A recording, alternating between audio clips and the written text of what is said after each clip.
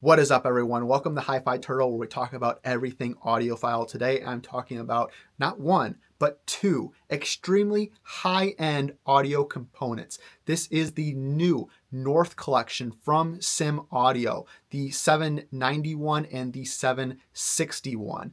These components were provided to me by my local Simaudio dealer, Quintessence Audio, for this review, and I'm very grateful and very lucky to have such a supportive dealer near me that will let me take home $30,000 worth of equipment when I want to. That's right, you heard it. $30,000 for the combination of the 791 and 761.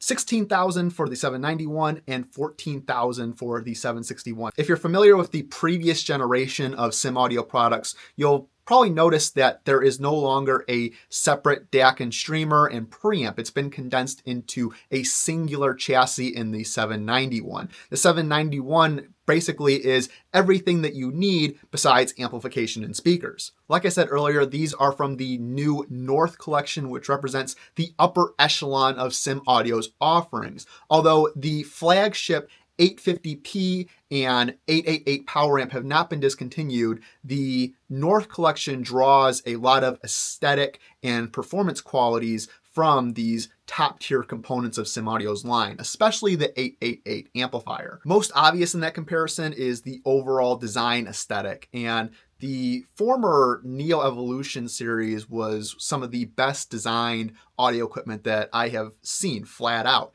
It looked awesome, had this really cool industrial design.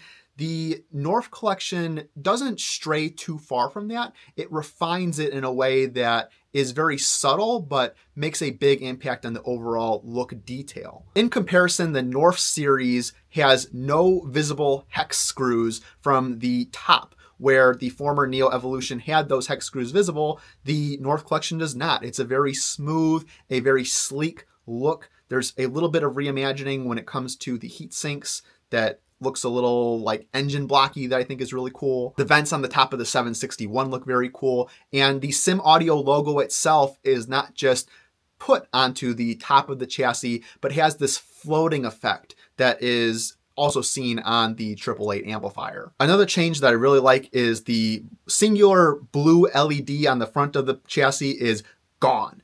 That is such a beautiful thing because I hate those blue LEDs. On the 761, we see a singular kind of bar light that is typically white. It does change colors depending on what's going on with the amplifier. In the case where it's updating its firmware, it will turn purple, and then it will turn green, orange, or red if there is something wrong with the amplifier. On the 791, gone is the dot matrix kind of style for the volume display and the input selection. Instead, we have this 4.3-inch color LCD. Like I said, the Neo Evolution series is some of the best looking equipment out there, and the North just takes that and refines it a bit to make it even better looking. I think that the 791 in particular looks like something that like Tesla or Apple would make. And then the 761 is a little beefier, a little more brutalist. It has that kind of look that, I don't know, maybe like Audi or Lamborghini would make. It's a really nice design aesthetic overall. I almost forgot a very important piece to the Simaudio package, and that is with the 791 is included the new Simaudio remote. Gone is the TV style remote of the past with Simaudio, and enters this really cool, futuristic, nice remote that has its own display, and you can select a lot of different features from the remote. It has touch controls. It's a really slick looking device, and again, kind of plays into that idea and feel of the luxury of these components. So let's talk about some specs and features, and I'll start with the 761 because it's a little bit easier to talk about. There's not as much going on. We have 200 watts per channel into 8 ohms, doubling into 400 at 4 ohms. If you choose to run these stereo, now you can run them as a monoblock, in which case at 8 ohms we are going up to 600 watts per channel. You have your standard inputs, balance and unbalance, which have to be selected prior to turning on the amp. And then you have your Furtec binding posts, which I actually really liked. They have this velvety soft feel as you twist the knob of the binding post. It kind of a nice touch to the luxurious feel of the amplifier. We have options for AC and DC coupling, in which case Simaudio says that in most cases you're going to use AC coupling, but if you have a very old preamp or if your amplifier is going into protection mode, then try the DC coupling and see if that solves your issues. We have network connectivity on this power amplifier, which may seem a little strange for a device that does not have streaming or anything like that, but this device is firmware upgradable from Simaudio. So if you want to do firmware updates or use this in the Moon Link system, which is kind of like Simaudio's smart home and automation program, then you can connect the 761 to an Ethernet cable, and it has a pass-through in case you want to use that for your TV, computer, NAS unit, whatever you want to plug that into. We have the 12-volt triggers, and then we have a switch for standby mode, either low power or standard. And in the case of low power, it draws about a watt in order to just keep the capacitors charged while the amplifier is actually off. But if you flip it into regular and you're a really paranoid audiophile, because that's pretty much what this setting is for, then your amplifier will be nice and toasty when you're ready to turn it on and listen to music. I think that covers the main specs of the 761, so let's flip over to the 791.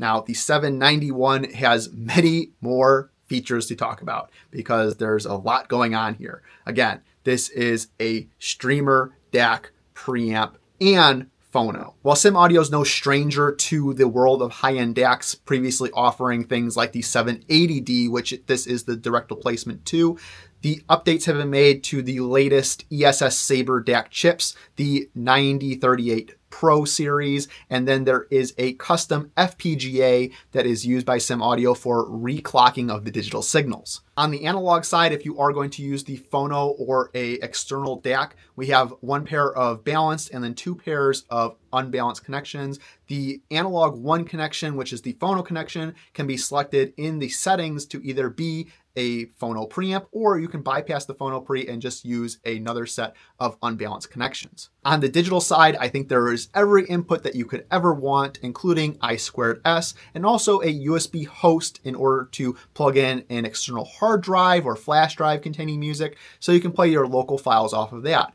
Otherwise, you can use the Ethernet connection as well to access network storage such as your NAS or server units. On the streaming side, you can use Spotify Connect, Tidal Connect, Qobuz, Roon, really anything that you want, AirPlay, Bluetooth, and that can all be controlled through the Mind app. The Mind is Simaudio's software that they use for streaming.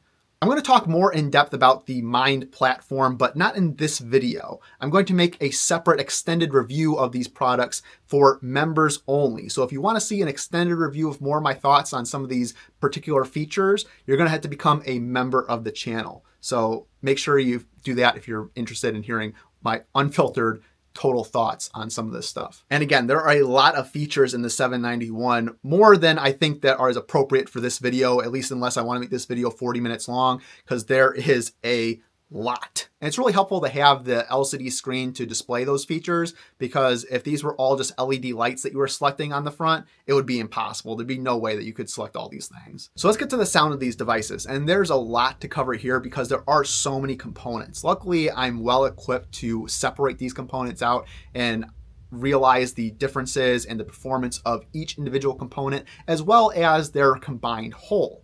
And that's where I'll start, with the combination of the 791 and 761 as Simaudio intended. And that is a beautiful display of audio excellence in listening. The pairing comes through with delicate, detailed sound on the top end, just the right amount of sparkle and detail to get you the full feeling of those upper level notes without ever feeling harsh or fatiguing, while enough power and heft in the bottom end to give you accurate and very detailed, fully fleshed out and impactful bass into deep note registers that your current power amp may not be capable of hitting. For streaming, I used Spotify Connect, which worked absolutely seamlessly. I had no dropouts or connection issues, and that is even without the antennas on the 791. There are antennas that go onto the unit that will increase the power of the Wi-Fi ability, but even without those, I was still getting a good Wi-Fi signal, did not get any kind of dropouts from this unit. And while the volume control on the preamp from the previous Simaudio generations has been changed to 0.5 dB steps instead of the 0.1 dB steps, this is still a very resolute, very fine and detailed control of your volume. The digital section is extremely quiet with a very black background in order to get you the most out of the music. Simaudio uses a great implementation, again, of the ESS Sabre 9038 Pro chip to get that very low noise floor, very black background, and a very detailed and sharp and smart presentation of the music throughout any genre. The sound staging and detail was immaculate with a beautiful display. It seemed like it was cut from that same cloth kind of feel. The depth and detail of the soundstage was unlike things that I've ever heard, at least with my system. The brass sections of a really fun song that I've recently discovered called Brass House No. 7 by Too Many Zoos. They're a Brooklyn jazz electronic group, I guess I would call them, but there's really almost no electronics in their music, and they kind of simulate those electronic sounds with a saxophone and trumpet. It's really awesome. It's a lot of fun, but the depth and the liveliness of that song comes out really beautifully on this pair of electronics. Expanding on that same kind of brassy orchestra sound is the Peaks Pass from the PlayStation God of War soundtrack, which is absolutely stunning through and through. The game itself is stunning, the soundtrack is stunning, and the brass section of that track just has so much depth. You really get that full feel of the entire orchestra pit, and it's really stunning and just beautiful to listen to with this system. Again, like I said earlier, that bass, like brutality, the attack, the dynamics, the depth of the bass range really comes out with the power of the 761. And that was really on full display with the YG Talus loudspeakers. This is a two-way floor standing loudspeaker that I have in for review. And while it seemed a little bass shy at times with my typical setup on the Simaudio setup, it was digging deep. It felt like a fully fledged three-way floor stander. It was extremely satisfying to listen to and lacked absolutely nothing in those bass registers. This is a more forward sound as well. I feel that especially in the DAC section of the 791 with comparison to my Electro Compagnie ECM1 being a little more laid back, a little neutral in that sound staging.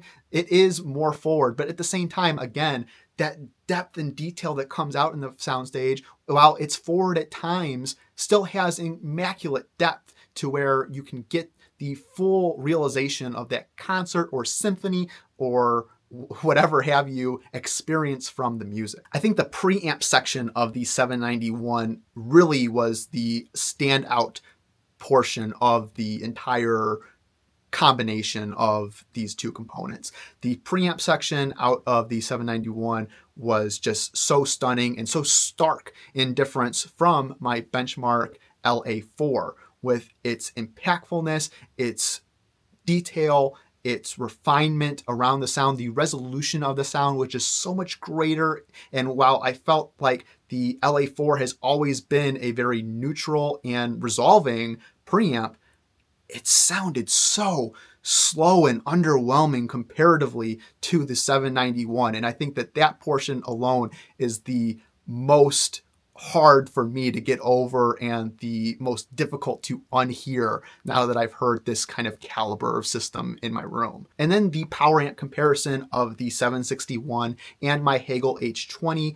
The sound reminds me a lot of my time with the 700i V2 from Simaudio, in that the Hagel and the Simaudio have a very similar voicing of music, but the 761 has that additional refinement, that additional resolution. Again, I feel like it digs a little bit deeper, has a little bit more fleshed out detail in the bass, but also climbs a little bit higher and isn't as harsh as the H20. While there are times where you can get a little bit of sibilant or a little bit of harshness out of the H20, the 761 is much more smooth but doesn't lose any detail in the music. And I felt that portion especially on the Dynaudio Confidence 50, which, while it is extremely detailed and extremely good at reproducing treble frequencies, there are some times where it gets a little bit of harshness sometimes in the H20. It's very rare, but it is there.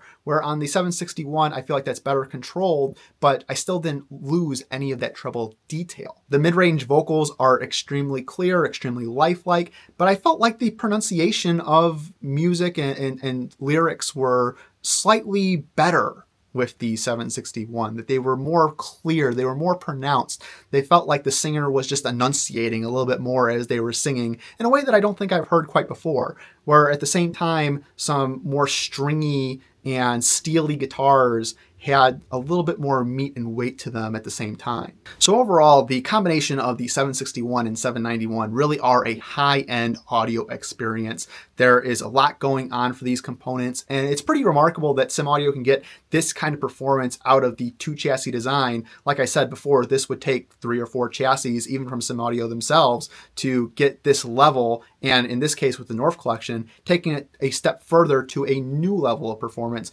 when it comes to all these. I think the biggest negative in this combination of the chassis into this more condensed form is the fact that you lose out a little bit on the options of inputs and connections, where the former like 740p had a lot of analog inputs to it. On the 791, we only have 1 pair of balanced and then 2 single-ended. So there are some downsides in this condensing of the chassis, but at the same time, the performance is so high out of these devices where it feels like if you're not going to use these, what are you doing?